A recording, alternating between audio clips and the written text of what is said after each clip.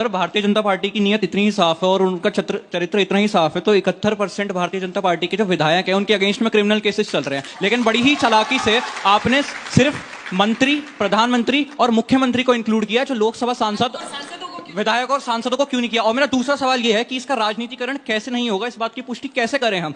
सफेद वाले नहीं है ये। बिकॉज रिपोर्ट के हिसाब से ईडी ने 654, आपके ही चुने हुए लोकसभा सांसद का ये रिप्लाई है, पंकज चौधरी का ये रिप्लाई है कि ईडी के 654 केसेस में से सिर्फ 42 केसेस में कन्विक्शन हुआ है। दोनों का जवाब आप दीजिएगा, नोट कर लीजिए अपने आप भी सवाल। इधर से कौन पूछा? क्या ये राजनीतिक सत्ता का दुरुपयोग करना नहीं हुआ कि अगर केंद्र सरकार की राज्य सरकार के साथ सही नहीं बन रही है तो उसने मुख्यमंत्री को उठा के जेल में डाल दिया? क्या 30 दिन में क्या प्रूफ हो पाएगा? और 30 दिन के बाद उसकी सरकार गिरती है और सरकार गिरने के बाद अधिकतर भारत में पार्टियां ऐसी चल रही है जो आइडियोलॉजी पर नहीं, व्यक्ति पूजा पे चल रही है। नेता का फेम खत्म हुआ, पार्टी हट गई, तो क्या ये सही है? ये राजनीतिक सत्ता का दुरुपयोग करना नहीं हुआ? Thank you. चलिए आप ही से शुरू करते हैं शहजाद, आप भी उसी में शामिल कर लीजिएगा। हाँ। आपको मिलेगा रिबटल राउंड और इसका जवाब भी आप दे सकते हैं। उसके लिए आपको मिलेगा 1 मिनट और आपका शहजाद पूनावाला जी 1 मिनट का समय शुरू होता है अब।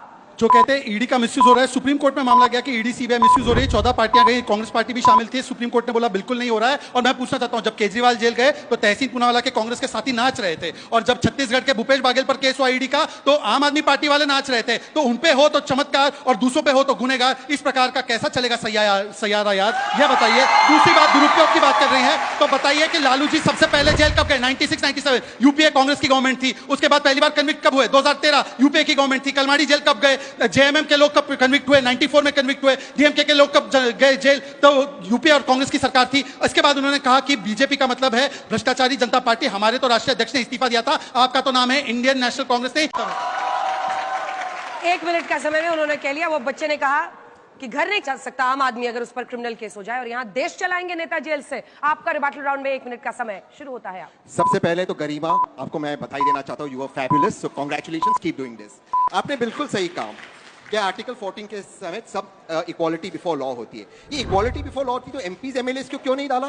ये इक्वालिटी बिफोर लॉ होती तो जब सुप्रीम कोर्ट कहते कि आप वोट की चोरी कर रहे हो तो भाजपा के प्रधानमंत्री क्यों उनको बाहर नहीं निकालते पार्टी के बाहर? क्योंकि इक्वालिटी बिफोर लॉ नहीं, जिसके ऊपर आरोप लगाते ईडी जो है अब बन गया है laundry service, dry cleaning service. ये ड्राई क्लीनिंग करते उन लोगों को भाजपा में शामिल करने का षड्यंत्र कर रही है ईडी। मैं बिल्कुल इस लॉ से इत्तेफाक रखता हूं। अगर आप ईडी में रिफॉर्म लाए, आप ईडी में रिफॉर्म नहीं लाना चाहते, कोई भी पुलिस फोर्स, कोई भी सीबीआई ईडी प्रधानमंत्री या सीबीआई ईडी प्रधानमंत्री को अरेस्ट नहीं करेगी, कोई भी पुलिस फोर्स सीएम को अरेस्ट नहीं करेगी। ईडी के माध्यम से सिर्फ सरकारों को टॉपल करने का ये षड्यंत्र चल रहा है। इसलिए ये कानून लाया गया है, क्योंकि अब वोट चोरी पकड़ी गई है तो सरकार एक ऐसी गिराए, इसका ये माध्यम कर रहे हैं। और लास्ट में जो आपने कहा था राहत इंदौरी की शेर कि सभी चोर एक पॉलिटिकल पार्टी में या राजनीति में, वो सारे चोर आज एक ही पॉलिटिकल पार्टी में, भारतीय जनता पार्टी के अंदर।